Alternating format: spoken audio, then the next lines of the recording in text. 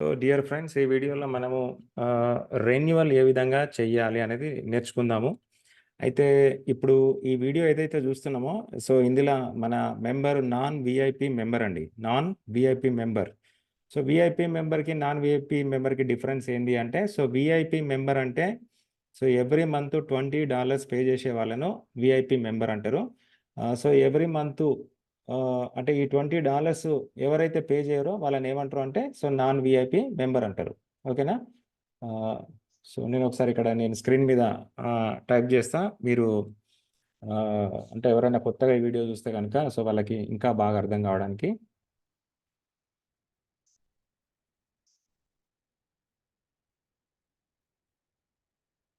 Okay.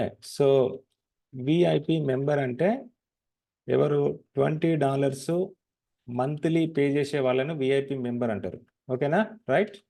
So non VIP member అంటే so వీళ్ళు ఏం చేస్తారు అంటే, సో వీళ్ళు ఏం కట్టరు.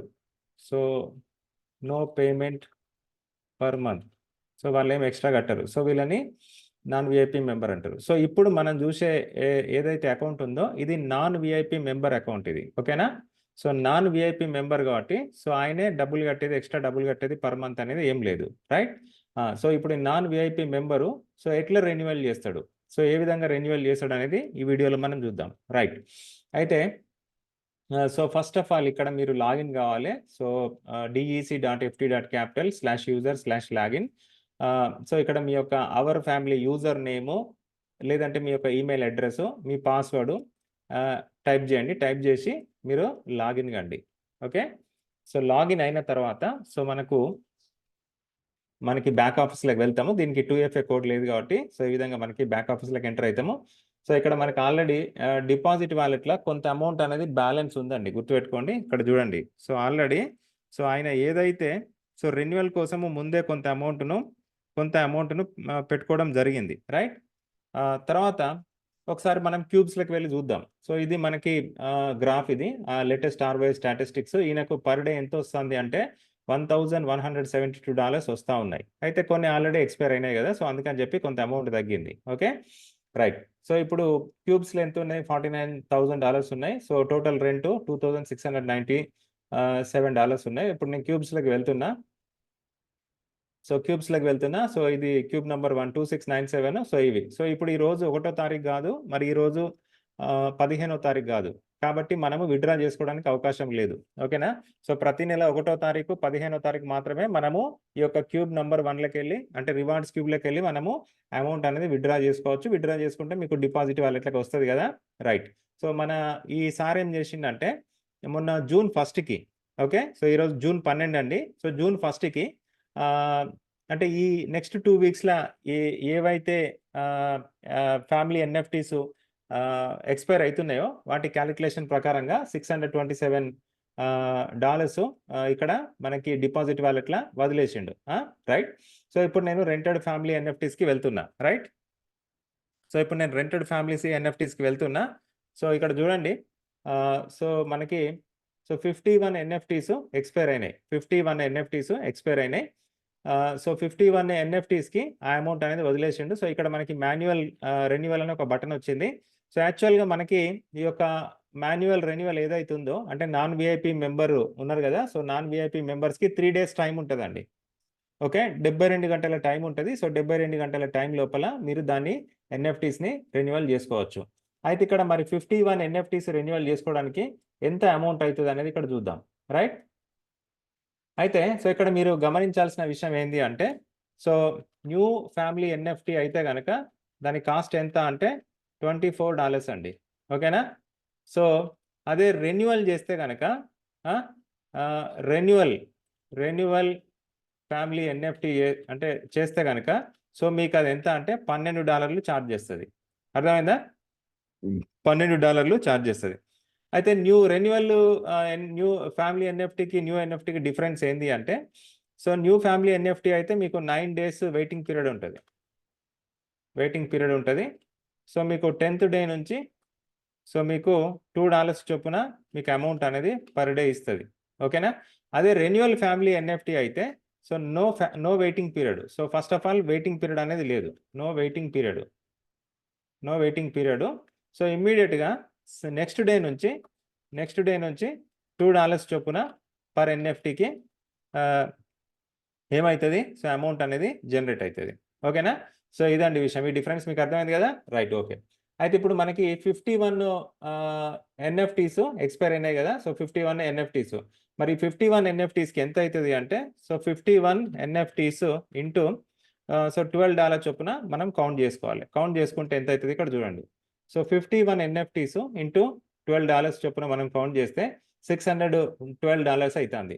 మరి ఇక్కడ డిపాజిట్ వాళ్ళకి ఎంత ఉంది? సో 627 ఉంది. సో కాబట్టి లెక్క పర్ఫెక్ట్గా సరిపోయింది. అంటే ఇంకా కొద్దిగా బ్యాలెన్స్ ఎక్కువనే ఉంచినాం కానీ తక్కువ అయితే ఉంచలేదు. రైట్, అంతే కదా. సో ఇప్పుడు తర్వాత నెక్స్ట్ చూడండి ఎప్పుడైతుంది? 29th June. అంటే మనకి ఈ రోజు 12వ తారీఖు, అంటే ఎట్లాగో మనకి మధ్యలో 15వ తారీఖు వస్తుంది కాబట్టి ఈ యొక్క దీనికి సంబంధించిన యొక్క అమౌంట్ అనేది వదిలేస్తాం. సో దాని సంగతి తర్వాత. రైట్, అయితే ఇప్పుడైతే మన దగ్గర బ్యాలెన్స్ సరిపోతుంది. $612 ఉంటే సరిపోద్ది. ఇక్కడ నిజంగానే 627 ఉంది. సో ఇప్పుడు నేను ఏం చేస్తా అంటే, సో నేను గో అనే బటన్ని క్లిక్ చేస్తా. సో ఇక్కడ are you sure manual renewal అని అడుగుతుంది. నేను ఓకే అని చెప్పి క్లిక్ చేస్తా. ఓకే, సో ఇక్కడ రైట్, ఇక్కడ ఏదో వచ్చింది రెన్యూడ్ సక్సెస్ఫుల్లీ, అంటే అయిపోయింది అని చెప్పి. సో ఇది అడిగింది కానీ ఇక్కడ టిక్ పెట్టాల్సిన అవసరం లేదు. సో నేను ఓకే అని చెప్పి క్లిక్ చేసిన. రైట్, సో ఇప్పుడు ఈ $612 ఇక చూడండి ఇక్కడ నుంచి తీసుకున్నది కదా, తీసుకున్నది. సో ఇక్కడ ఏమైంది? సో 627 నుంచి 612 తీసుకున్నది. రిమైనింగ్ ఎంత? 15 ఫ్యామిలీ టోకెన్స్ అనేది ఇక్కడ వదిలేసింది. ఇక్కడ ఇంతకుముందు గో అనే బటన్ ఉండే కదా, ఇక్కడ ఏమైంది? గో అనే బటన్ గాయబ్ అయిపోయింది. ఇక్కడ చూడండి రెన్యువల్ ఇప్పుడు ఎక్కడ వచ్చింది? ఇక్కడ ఎక్స్పైరీ డేటు 10th సెప్టెంబర్ వచ్చింది. సో ఇదండి. సో ఈ మాదిరిగా మీరు ఏం చేస్తారంటే రెన్యువల్ చేసుకోవాలి. రైట్, రెన్యువల్ చేసుకోవాలి. సో ఇప్పుడు నేను మళ్ళీ ఒకసారి నేను క్యూబ్స్లోకి వెళ్తున్నా. అఫ్ కోర్స్ అంటే మనకి క్యూబ్స్కి సంబంధం లేదు. సో నేను మళ్ళీ ఒకసారి రెంటెడ్ ఫ్యామిలీ ఎన్ఎఫ్టీస్కి వెళ్తున్నా. మీరు చూడండి, సో రెంటెడ్ ఫ్యామిలీ ఎన్ఎఫ్టీస్లా సో ఇక్కడ మనకు అప్డేట్ అయిపోయింది. సో 10th సెప్టెంబర్కి ఆల్రెడీ మనము అంటే నెక్స్ట్ ఎక్స్పైరీ డేట్ ఉంది. రైట్, సో ఈ విధంగా మనము రెన్యువల్ చేసుకోవాలి. క్లియర్ కదా? సో ఇక్కడ మీరు క్లియర్గా చూడొచ్చు, ఇంతకుముందు 627 ఉంటాయి. సో ఇప్పుడు 15 మాత్రమే ఉన్నాయి. సో ఇప్పుడు నెక్స్ట్ మళ్ళీ ఏం చేస్తాము అంటే, సో ఇంకొక 3 days తర్వాత 15th జూన్కి సో ఇక్కడ 51, ఇక్కడ 73, ఇక్కడ 3 ప్లస్ ఇక్కడ 1. సో మొత్తం కలిపి ఎన్ని అవుతుంది అంటే, సో ఇక్కడ 73 ప్లస్ 76 77 ఎన్ఎఫ్టీస్కి మనము సరిపోయే అమౌంట్ వదిలేస్తాము. ఓకేనా? 77 ఇంటూ $12 చొప్పున వదిలేస్తాము. అంటే $924 వదిలేసి మిగిలిన అమౌంట్ విత్డ్రా చేస్తాము.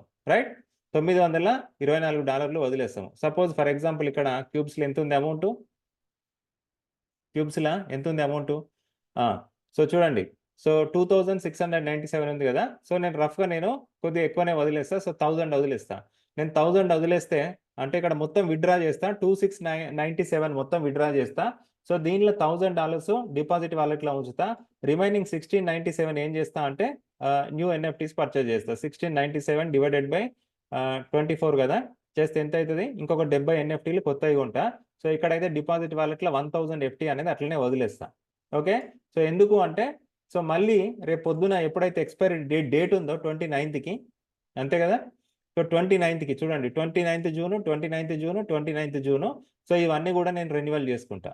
సో ఈ విధంగా మనం ఏం చేయాలంటే రెన్యువల్ చేసుకోవచ్చు మాన్యువల్గా. రెన్యువల్ సో 72 hours టైం ఉంటుంది, అంటే 3 days టైం ఉంటుంది. 3 days లోపు మీరు కనుక చేసుకోవాలి. ఓకే, సో అందుకే మీరు ప్రతి నెల 1వ తారీఖు 15వ తారీఖు మీరు విత్డ్రా చేసేటప్పుడు నెక్స్ట్ 2 weeksలా ఎన్ని ఎన్ఎఫ్టీస్ ఎక్స్పైర్ అవుతున్నాయో మీరు క్యాలిక్యులేషన్ చేసుకోవాలి. చేసుకొని దానికి సంబంధించిన అమౌంట్ మీరు డిపాజిట్ వాలెట్లో వదిలేయాలి.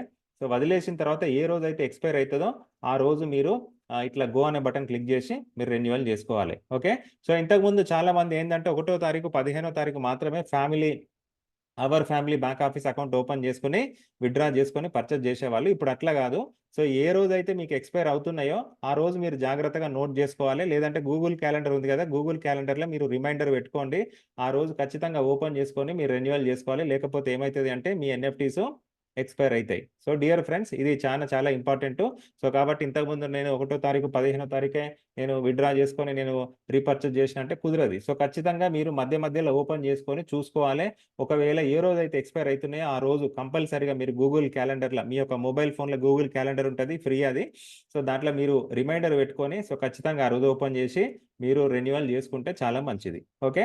So thank you so much. ఈ విధంగా మనము ఎగ్జిస్టింగ్ ఎన్ఎఫ్టీస్‌ని లేదంటే ఓల్డ్ ఎన్ఎఫ్టీస్‌ని ఏ విధంగా రెన్యువల్ చేసుకోవాలి? ఇప్పుడు నేను ఇంతసేపు చెప్పినా గదా! సో ఆ విధంగా రెన్యువల్ చేసుకోవాలి.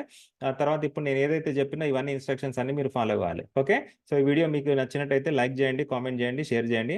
అట్లనే మా యొక్క యూట్యూబ్ ఛానెల్‌ని సబ్స్క్రైబ్ చేసుకోండి. అట్లనే మీ ఫ్రెండ్స్‌కి, మీ టీమ్‌మేట్స్‌కి ఈ వీడియోని షేర్ చేయండి. Thank you so much. I wish you all the best.